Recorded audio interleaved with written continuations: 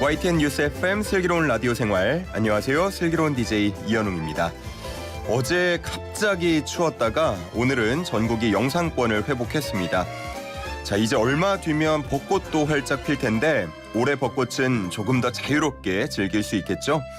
이미 대부분 장소에서 마스크 의무가 해제된 데 이어서 정부가 내일 대중교통 내 마스크 의무를 해제할지 논의한다고 합니다. 이르면 20일부터 버스와 지하철에서도 마스크를 벗을 수 있게 될 거란 전망이 나오고 있는데요. 이렇게 된다면 의료기관과 감염 취약시설을 제외하고는 모든 곳에서 마스크를 벗어도 되게 됩니다. 이제는 집에서 나설 때부터 마스크 없이 출발해서 활짝 웃으면서 인증샷 찍을 수 있게 될지 한번 기대를 해보죠. 경각심을 잃지 않고 이렇게 조금씩 나아간다면 머지않아 완전한 일상으로 돌아갈 수 있지 않을까 생각해 봅니다. 자, 오늘 슬기로운 라디오 생활 1부는 이슈 초대석 시간입니다. 오늘은 박승원 광명시장과 함께 하는데요. 최근 구로 차량기지 이전 문제를 두고 광명 시민들의 집회가 열리기도 했습니다. 시의 입장 한번 들어보고요. 이어서 2부는 정상근 기자와 함께합니다. 정상근의 정상근무 이상무. 오늘은 국민의힘 김기현 대표의 당직 인선, 또 민주당 이재명 대표의 입지, 행보 등을 주제로 이야기 나눠보겠습니다. YTN 뉴스 FM 슬기로운 라디오 생활 지금 출발합니다.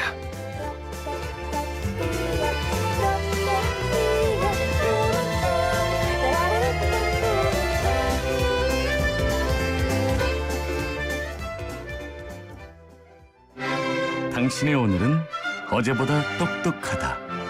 당신의 오늘은 어제보다 똑똑하다. 슬기로운 라디오 생활과 슬기로운 라디오 생활과 함께라면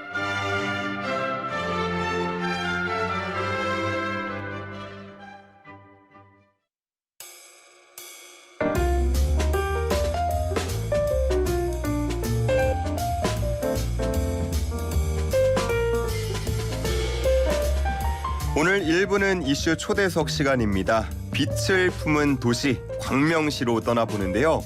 2005년부터 광명시의 뜨거운 이슈였던 구로 차량기지 이전 사업이 최근 타당성 재조사 결과 발표를 앞두고 갈등이 깊어지고 있다고 합니다. 관련된 내용 포함해서 광명시의 이모저모 박승원 광명시장과 함께 이야기 나눠보겠습니다. 시장님 안녕하십니까? 네, 안녕하세요. 반갑습니다. 네. 작년 8월에 뵙고 반년 만에 꼭 다시 뵙는 것 같습니다. 저희 청취자분들께 인사 한마디 부탁드립니다. 네, 청취자 여러분 반갑습니다. 광명시장 박수원입니다. 따뜻한 봄이 시작되었는데요. 새봄이 오면 늘 희망을 크게 품는 것처럼 이 봄과 함께 더 큰 희망 키우시길 바랍니다. 반갑습니다. 아우, 반갑습니다. 이 태극기 배지가 눈에 딱 띄어요. 아, 예. 어떤 의미입니까? 이게 제가 지난 3월 중순경에 예. 3월 중순이 아니구나. 지금 3월 네, 중순이죠. 3주 전에 예. 3주 전에 그 멕시코를 다녔어요. 예. 그 라틴 아메리카 평생학습 도시 포럼이 열렸는데 그 총회 초청을 받아서 멕시코 갔었는데 그때 이제 대한민국이랑 표시하기 위해서 그때 다뤘던 배지인데 아직까지 달려 있네요. 그 내용도 제가 잠시 후에 네, 한번 네. 여쭤보도록 하고요. 우선 광명시 관련해서 가장 광명 시민뿐만 아니라 주위에서 관심 있게 보고 있는 게 이 구로 차량기지 이전 문제란 말이죠. 최근에 광명시가 강력한 이전 반대 의사를 표명한 걸로 아는데 뭐가 정확히 문제입니까? 가장 큰 문제는 국토부가 이 사업을 추진하는 데 있어서 네. 광명시와 광명 시민의 의사를 전혀 반영하지 않는다는 것이 전혀 가장 큰 문제입니다. 반영하지 않았다. 예. 이 사업이 2005년도부터 시작됐습니다. 네. 2005년도에 수도권 발전 종합계획으로 시작됐는데 구로구에 있는 차량 기지를 이전하는 사업이었거든요. 예. 그래서 이것을 우리 광명시 한복판에 있는 도덕산과 구름산 그 사이에 이제 들어오는 건데 예. 지금 한 17년 됐죠. 17년 동안 진행하면서 우리 광명시는 계속 국토부에게 이것을 만약에 이전하더라도 예. 반드시 지하화하고 전철역 5개를 해야 된다라고 하는 지하로 예. 지하화하고 전철역 5개를 음. 추가로 설치해야 된다는 의견을 계속 주었는데 예. 국토부가 이 의견을 받아들이지 않고 있어요. 그래서 우리 시민들 그러면 이 사업을 중단해달라라고 예. 했고 2018년도에 예. 광명시가 공식적으로 이 사업을 중단하고 원점에서 그 재검토해줘라 이렇게 예. 요청을 드렸어요. 그래서 2020년도에 국토부가 타당성 재조사를 다시 합니다. 다시 해서 이제 좀 다시 이것을 발표할 시점이 와 있는데 예. 최종적으로 기재부가 이것을 결정을 하게 되거든요. 아. 그런데 지난 2년 동안 타당성 재조사하면서 광명시와 광명시민의 의견을 전혀 반영하지도 않고 예. 현재 진행된 타당성 재조사의 내용도 전혀 저희들한테 공개하고 있지 않아요. 그래서 기존의 방식대로 그냥 지상에 8만 5천 평의 차량 기지가 예. 광명시내 한복판에 들어오니까 광명시민 누가 이것을 찬성하겠어요. 기존에도 소음하고 분진 등의 민원이 많아서 또 옮기는 이유 중에 하나라고 알고 있는데 광명이라고 소음 분진 없는 거 아니지 않습니까? 그렇죠. 그 구로구의 소음 분진에 대한 문제가 있어서 그 민원 때문에 이 사업을 추진하게 됐는데 예. 그럼 이 소음과 분진의 문제를 근본적으로 해결할 수 있어야 되고 예. 그 주민의 피해가 있기 때문에 그것에 대한 근본적인 대책을 세워줘야 되는데 그 주변에 지금 현재 주택가도 있고요. 예. 그리고 바로 인근에 그 수도권 시민 한 100만 명 이용하는 정수장이 있거든요. 그러면 그곳에 분진 문제도 심각한 문제가 되고 예. 환경 훼손에 관한 문제가 있기 때문에 사실 이런 이제 정책 사업 같은 경우는 그 지역 시민들의 의사 그리고 환경 문제 타당성 조사에서 이 두 가지가 가장 중요하게 논의가 돼야 되는데 예. 그 진행되는 과정들이 우리 시와 시민들한테 전혀 공개가 되지 않고 있기 때문에 시민들께서는 이것은 절대로 받아들일 수 없다라고 하는 것을 강력하게 주장하고 있는 거죠. 예. 이런 시설들을 옮길 때 지자체장하고 뭐 협의를 하거나 이런 게 그 규정상에 없습니까? 지자체장하고 협의를 하게끔은 돼 있죠. 그런데 실제적으로는 뭐 지금까지 협의를 해왔거나 이런 것들은 하나도 없고요. 없고. 타당성 재조사한 내용을 우리한테 공개해달라고 해도 예. 안 해주죠. 예. 뭐 예를 들어 주민들과 토론회나 공청회 같은 거를 하지 않더라도 시장님을 따로 뭐 찾아온 사람이 있거나 그러진 않습니까?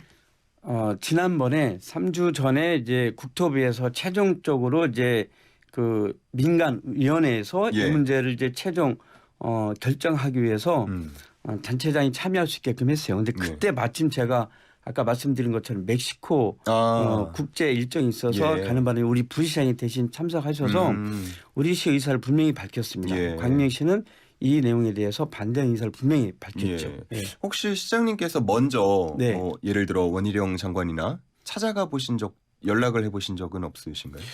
원희룡 장관을 개인적으로 찾아가나 연락한 적은 없고요. 과거에 국토부 장관들께는 여러 차례 전화로 또 직접 찾아뵙고 이 예. 사업의 부당성에 대해서는 끊임없이 얘기를 해왔었습니다. 시민분들은 반대 목소리가 클 것 같은데 직접 들어보시기도 했나요? 시민들께서는 뭐 2018년도부터 이 구로 차량기지 광명이전 반대 범시민대책위원회를 만들어서 위원회를 만들어서 꾸준히 활동을 하고 있고요. 예. 최근에도 세종시에 한 200여 명이 시민들이 찾아가서 항의 집회도 했고요. 그리고 또 지난주에는 우리 광명 지역에 이모경, 양계대 두 분의 국회의원과 또 범시민대책위원장 또 저와 함께 국회에서 반대 기자회견도 했고요. 예. 내일은 또 경기도의회에서 우리 도의원들이 기자회견도 합니다. 그리고 이번 주에 금일 정도에 또 우리 광명시민 한 1,000여 명이 모여서 예. 또 반대 집회를 하기로 계획되어 있고요. 그렇군요. 만약에 지하화 그리고 5개 신설 이게 받아들여진다면 네. 이전하는 데는 뭐 문제가 없을까요? 국토부가 그런 안을 주면 저는 그대로 시민들한테 이것을 그대로 알려드리고 시민들의 의사를 들어봐야죠. 그렇게 하는 것이 가장 중요하다고 봐요. 왜냐하면 지방자치가 1995년도 부활했지 않습니까? 예. 91년도는 지방의회부터 부활했습니다마는 이제는 그 지역의 주민들의 의사가 제일 중요하죠. 가장 지방자치권 보장이라고 하는 측면 속에서도 이러한 내용들을 다시 시민들한테 그대로 알려드리고 시민들의 의견을 다시 반영해서 진행하는 것이 맞다고 생각합니다. 예, 알겠습니다. 자, 이런 걸 보면 알지만 시장님이 환경에도 특히나 또 관심이 많으시다는 걸 알 수가 있습니다. 요즘 도시 발전에 있어서 친환경이 상당히 중요한데 광명시 같은 경우는 일찍이부터 탄소 중립 선도 도시로 자리매김했다고 알고 있습니다. 최근에 보니까 기후 의병 탄소 포인트라는 거가 있던데 이게 뭔지 좀 설명해 주세요. 우리 광명시가 이제 기후 에너지과를 신설해서 그동안 한 5년 동안 열심히 탄소 중립 도시를 만들어가기 위해서 노력했는데요. 예. 시민들께서 제안을 해주셨어요. 지구 온도를 예. 1.5도로 낮추자라고 하는 게 전 세계의 하나의 이제 시민 운동이지 않습니까? 그렇죠. 그래서 1.5도씩 기후 의병이라고 하는 걸 만들었어요. 의병대인가요? 예. 그래서 그런 이제 탄소 중립 실천 운동을 하는 건데요. 예. 그러니까 저희가 이번에 1.5도 기후 의병 탄소 포인트제라고 하는 정책을 하나 만들었어요. 예. 그래서 이런 탄소 중립 실천 운동하는 시민들한테 네. 일정한 포인트를 들여서 네. 10만 포인트가 쌓이면 지역화폐로 10만 원을 돌려드리는 오. 이 탄소 포인트제를 실행을 하게 괜찮은데요? 됐거든요. 예. 그래서 요즘 1.5도시 기후 의병이 많이 모집이 되고 있습니다. 그러면은 이 의병대에 들어가면 예. 구체적으로 어떤 활동들을 하면은 포인트를 받을 수 있는 겁니까? 그러니까 이렇게 되는 거죠. 그러니까 나는 기후 의병이다라고 하는 챌린지 활동하면 그분들한테 이제 5천 포인트를 지급을 해줘요.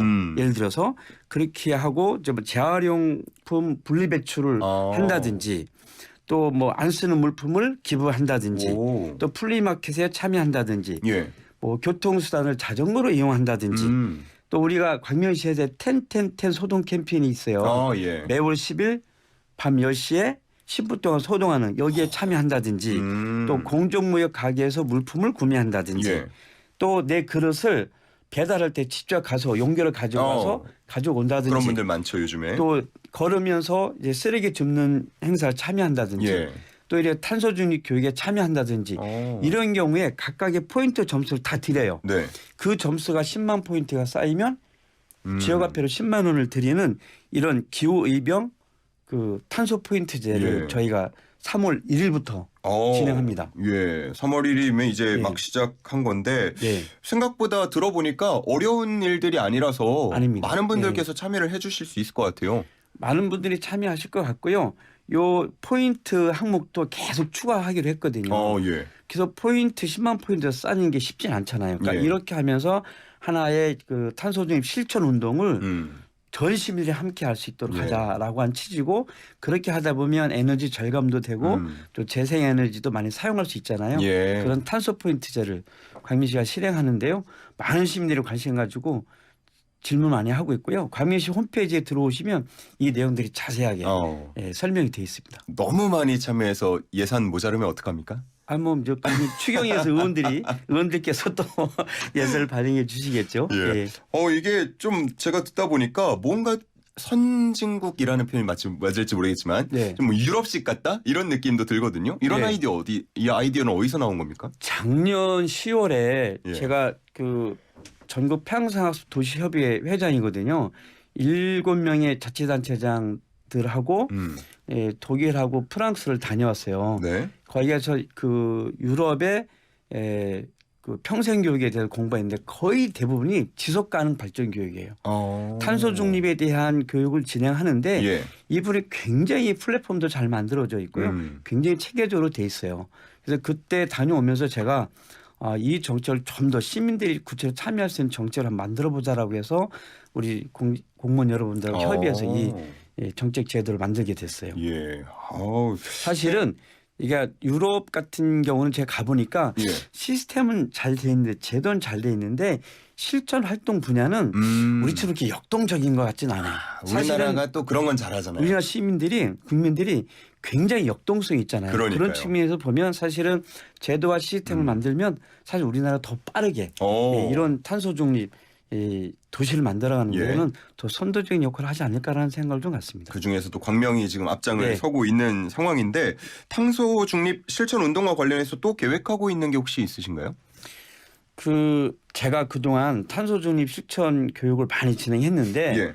이번에는 통장님, 반장님, 네. 우리 주민자치위원님, 우리 새마을 바르게 살기 등 다양한 우리 시에 활동하고 있는 예. 단체들한테 교육을 좀 진행하려고 그래요. 그래서 일회성 교육이 아니라 한 8번 정도 예. 강좌를 진행하고 그 교육을 마치신 분들이 이 분야에 동아리도 만들고 또 사회적 경제 활동을 하면 그렇게 할 수 있는 또 교육도 진행하면서 실질적으로 지역사회 이 조직화된 단체들 중심으로 이 탄소중 실천 교육을 대대적으로 진행하려고 합니다. 실제적으로 중요한 것은 시민들이 참여하는 거잖아요. 예. 제가 생각해보니까 지역사회에 가장 많은 활동하는 분들은 그분들이더라고요. 그분들한테 이 교육을 시키는 것이 중요하다고 생각하고요. 예. 작년에 통장님들하고 간담을 했더니 어느 통장님이 그러시는 거예요. 왜 시장님은 탄소중 실천 도시 만들겠다 하면서 왜 통장들한테 이런 교육을 안 시키는 겁니까? 하고 저한테 항의를 하셔서 예. 사실은 기본적인 모티브는 거기에서 오게 됐어요. 거꾸로 아이디어를 얻으셨네요. 네. 야, 이렇게 말씀하시는 걸 들으니까 정말 얼마나 많은 고민을 하셨는지 드러나는 것 같습니다. 참 끊임없이 공부하는 모습 칭찬드리고 싶고요. 그리고 교육을 또 상당히 중요하게 또 생각을 한다고 들었습니다. 광명시가 지자체 최초로 평생학습 지원금 지급 조례를 제정했다고 들었는데 대상이 만 50세라고 들었어요. 네. 어떻게 되는 건가요? 우리 광명시에 가장 많이 거주하시는 분이 51세예요. 오. 그리고 은퇴 연령 우리나라 평균 은퇴 연령이 50세입니다. 예. 그래서 50세에 도달하는 시민들한테 평생학습 지원금을 드리기로 이번에 조례가 통과가 됐어요. 예. 그래서 이제 그 사회보장 협의는 다 끝냈기 때문에 이제 저희 검토하고 있는 것은 약 30만 원의 평생학습 지원금을 지역화폐로 50세에 도달하는 시민들한테 드리는 이 평생학습 지원금 조례가 통과가 돼서 사실은 지금 그 시기에 계신 분들이 인생 이모작으로 해서 가장 필요한 생활자금이라고 생각하거든요. 그래서 책을 사보시든 아니면 새로운 자격증을 따든 아니면 새로 뭐 대학에 가서 공부하든 그런 교육비로만 쓸 수 있는 평생학습 지원금을 드리기로 했습니다. 또 귀가 번뜩이는 소식인 것 같고 이제 앞서서 잠깐 예고해 주셨던 그 얘기 해 주셔야 될 것 같아요. 라틴 아메리카 학습도시 국제포럼 다녀오신 얘기 좀 전해 주시죠. 그 멕시코에서 라틴 아메리카 평생학습 도시 이 포럼이 열렸는데 창립총회 그 제가 초청을 받은 거예요. 사실은 광명시장으로 초청받은 게 아니고요. 대한민국 전국 평생학습 도시 협의회 회장 자격으로 초청을 받았어요. 그래서 거기에 가서 그 우리나라의 평생학 도시 그 사업을 어떻게 진행되고 있는지 발표됐고요.